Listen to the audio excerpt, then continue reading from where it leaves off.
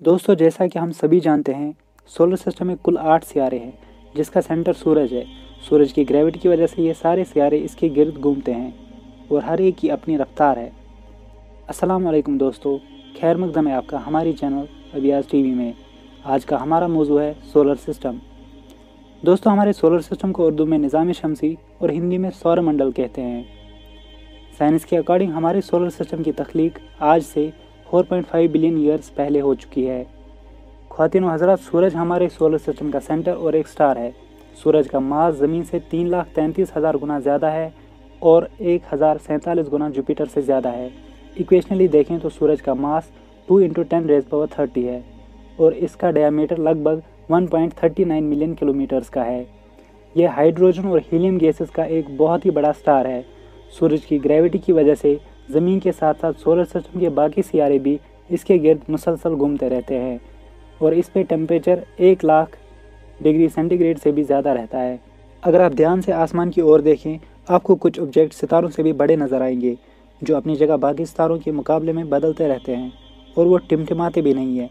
आपको बताते चले, हमारे सोलर सिस्टम में पहले 9 सितारे थे, हमारी ज़मीन को इंक्लूड करके, पर आज 8 ही क्यों हैं, इस पर हम आगे बात करेंगे। तो शुरू करते हैं हमारे सोलर सिस्टम के पहले सितारे यानी मरकरी से। दोस्तों, मरकरी को उर्दू में अतारुद और हिंदी में बुध ग्रह कहते हैं, जो सूरज के सबसे नज़दीक सितारा है। अतारुद की सतह चांद की सतह की मानंद है। मरकरी पे ना ही पानी और ना ही एटमॉस्फेयर मौजूद है। सूरज की तेज़ रोशनी की वजह से ये ज़्यादातर दिखाई नहीं देता, पर ये सूरज तुलो होते वक्त और गुरूब होते वक्त दिखाई देता है, इसलिए इसको मॉर्निंग स्टार और इवनिंग स्टार भी कहते हैं। ध्यान रहे, मरकरी सितारा नहीं, मगर सुबह और शाम के नज़दीक दिखाई देने की वजह से इसको सितारा भी कहते हैं। अतारुद यानी मरकरी की सूरज से दूरी 57.9 मिलियन किलोमीटर है, जो एक रोटेशन 59 आवर्स में मुकम्मल करता है, जो ज़मीन के 59 दिन के बराबर होते हैं। इसका डायमीटर 4,879 किलोमीटर का है। जिस तरह हमारी ज़मीन का कुदरती सैटेलाइट चांद है, मरकरी का कोई ऐसा सैटेलाइट अब तक डिस्कवर नहीं हुआ। मरकरी सूरज का एक चक्कर 88 दिनों में मुकम्मल करता है, जो सोलर सिस्टम के बाकी सितारों के मुकाबले में सबसे तेज़ है। मरकरी पर लेस ग्रेविटेशनल फोर्स होने की वजह से इस पे ज़मीन का 100 केजी का इंसान 38 केजी का ही होगा, और सूरज से कम फासले की वजह से इस पे सूरज 3 गुना बड़ा दिखाई देता है। ये एक सितारे की तरह चमकता है और इसको खुली आंखों से भी देखा जा सकता है। अब आते हैं दूसरे सितारे वीनस की ओर। दोस्तों, वीनस, जिसका उर्दू नाम ज़ोहरा और हिंदी में इसको शुक्र ग्रह कहते हैं, जो मरकरी के बाद सूरज का सबसे नज़दीक सितारा है, जो मगरबी इफ्क यानी वेस्टर्न हॉरिजन के ऊपर 292 दिनों के लिए इवनिंग स्टार और दूसरे 292 दिनों के लिए ईस्टर्न हॉरिजन में एज अ मॉर्निंग स्टार जैसे दिखाई देता है। ज़ोहरा एक बहुत ही गर्म और रोशन सितारा है, जो कार्बन डाइऑक्साइड के बादलों की वजह से 3/4 सूरज की रोशनी रिफ्लेक्ट करता है।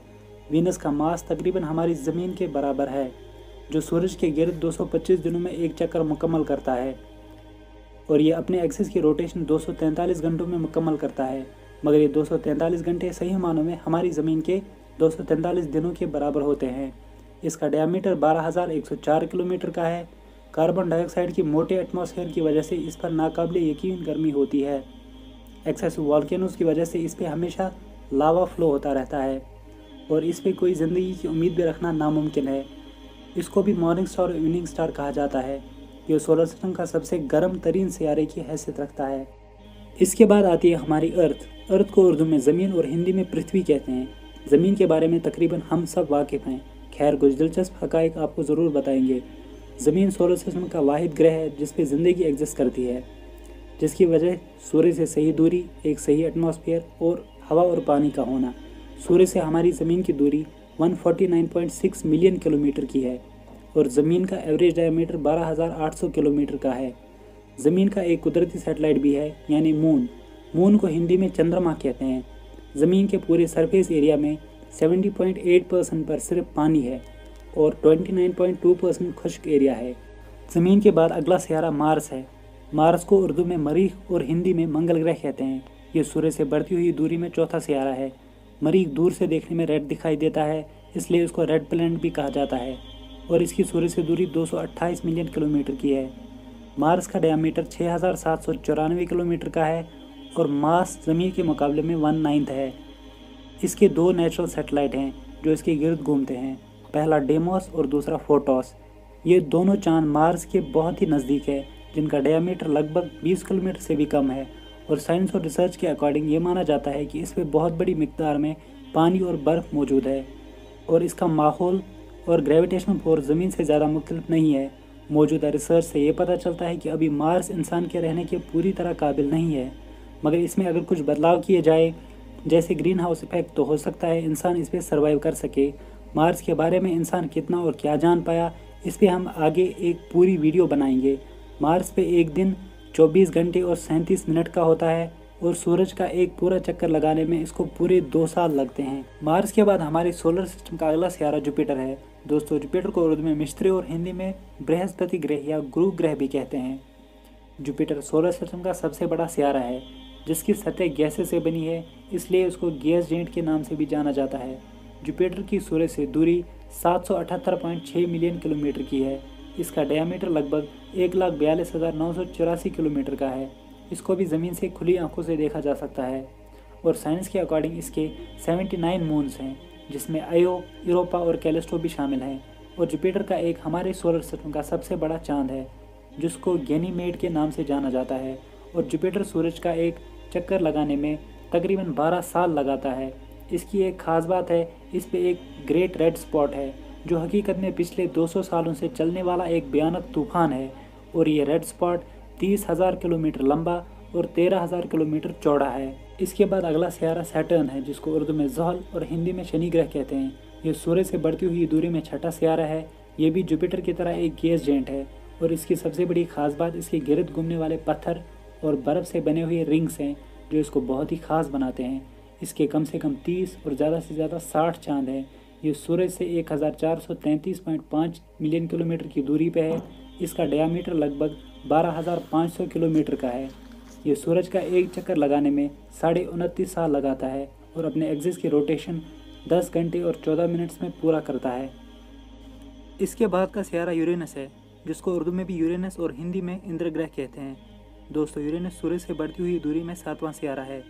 ये सोलर सिस्टम का तीसरा बड़ा सियारा है और इसको विलियम हर्शल ने 1781 में टेलीस्कोप की मदद से डिस्कवर किया। यूरेनस की सूरज से दूरी 2,872.5 मिलियन किलोमीटर है और इसका डायमीटर 51,118 किलोमीटर है। साइंस के अकॉर्डिंग यूरेनस के 21 सैटेलाइट डिस्कवर हुए हैं। यूरेनस को सूरज का एक पूरा चक्कर लगाने में 84 साल लगते हैं और ये अपने एक्सिस की रोटेशन 17 घंटे और 49 मिनट में मुकम्मल करता है। इसके एटमॉस्फेयर में बड़ी मिकदार में हाइड्रोजन और मीथेन पाया जाता है। यूरेनस के बाद अगला सियारा नेपच्यून है, जिसको उर्दू में भी नेपच्यून और हिंदी में वरुण ग्रह कहते हैं। दोस्तों, नेपच्यून सोलर सिस्टम का 8वां और आखिरी सियारा है, जिसको एक French astronomer Urbain Jean Joseph Leverrier ने 1846 में डिस्कवर किया, जब उनको यूरेनस के ऑर्बिट में किसी बड़े ऑब्जेक्ट की वजह से डिस्टर्बेंस दिखाई दे रही थी। नेपच्यून एक पहला सियारा है जिसकी खोज मैथमेटिकल प्रेडिक्शन से हुई। इसके दरियाफ्त होने के क्रेडिट को लेकर बहुत बहस चली थी, लेकिन आखिर में इसका क्रेडिट अर्बन जीन जोसेफ लिवियर को ही मिला। लेकिन इसको एक जर्मन एस्ट्रोनॉमर जॉन गोफराइट गेल ने बर्लिन में एक बहुत ही पावरफुल टेलीस्कोप से पहले ही देखा था। अब आखिर में हम आपको बताएंगे प्लूटो, यानी जिसको हमारी सोलर सिस्टम का नवा सियारा कहा जाता था। तारों से भरे आसमान में ऐसे छोटे सियारे को ढूंढना बहुत ही मुश्किल था। सन 1930 में प्लूटो सियारा दरियाफ्त हुआ, लेकिन इसको आज बोना सियारा कहा जाता है, क्योंकि ये साइज़ में बहुत ही छोटा है, यहाँ तक कि ये हमारे चांद से भी छोटा है। 19वीं सदी से पहले तक हमारे सोलर सिस्टम में 8 सियारे दरियाफ्त हो चुके थे, मगर अभी भी कुछ तो ऐसा था जिसकी वजह से यूरेनस और नेपच्यून में डिस्टर्बेंस नज़र आ रही थी, जिसका असर इन दोनों सियारों पर हो रहा था। प्लूटो का इतिहास बहुत ही इंटरेस्टिंग और हैरत अंगेज़ है। यह हमारे सोलर सिस्टम से अलग कैसे हो गया, इस पे हम आपके लिए इसकी पूरी थ्योरीज और फैक्ट्स आगे किसी वीडियो में बताएंगे। हमें उम्मीद है आपको ये हमारी वीडियो बहुत ही पसंद आई होगी। अगर आप हमारे चैनल पे नए हैं, हमारे चैनल को सब्सक्राइब करें और बेल आइकन ज़रूर दबाएं, ताकि हमारे आने वाली वीडियोस की नोटिफिकेशन आप तक पहुंच सके। तब तक के लिए अल्लाह हाफिज़।